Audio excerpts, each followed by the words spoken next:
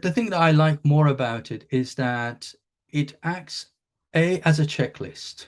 Even when you've done this many, many times, it's always good to have that checklist to say, these are the activities that we need to do, and this is why we need to do them.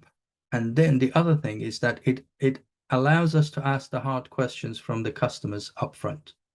So a lot of times people just start an engagement and say, we want Agile. Well, why do you want Agile? That's not going to deliver any value. And then we ask them that hard question. What is it you want to achieve? What's your goal? What's the problem that you're trying to solve? What challenges do you have that you believe that this quick start art or this art will fix or address or improve or move the dial for you? They may not fix it, but they make it better. So what is it that you're after?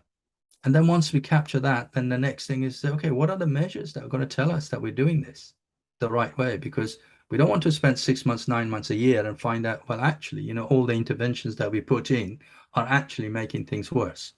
So those hard questions, they're typically very hard. What happens with the measures especially is a bit like, if a cleaner is going to come to my house, I'm going to spend a day cleaning the house because the house is too messy. I don't want them to find it that messy. And whenever we ask organizations that what are the measures, and we need to build a dashboard to show that very quickly, that the first thing is saying, well, we're not using the tools, the data is not that good. So it doesn't matter. I mean, in some ways, actually, the worse the data it is, the quicker you can make the improvements, because you can show that you've moved the dial. If you spend 6 months to improve the stuff, then start measuring it, well, you're starting with a false base. So, and those are the hard questions we ask, and it's hard for people to think about why they're doing it, and that forces us to say, what is the reason behind this thing? What are the measures? And then we come to what it is we want to do. What are we doing? What problem we're trying to solve?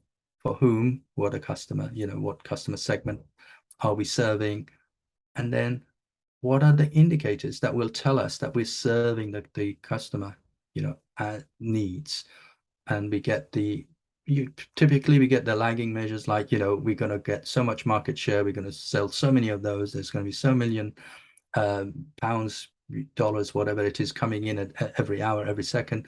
And that's great. We say, okay, but what are the earlier indicators? What are the leading indicators that which tell us that the customer behavior has changed, that we can then expect all this wonderful revenue or customer satisfaction or whatever the outcome is that we're after, that will tell us that this is happening?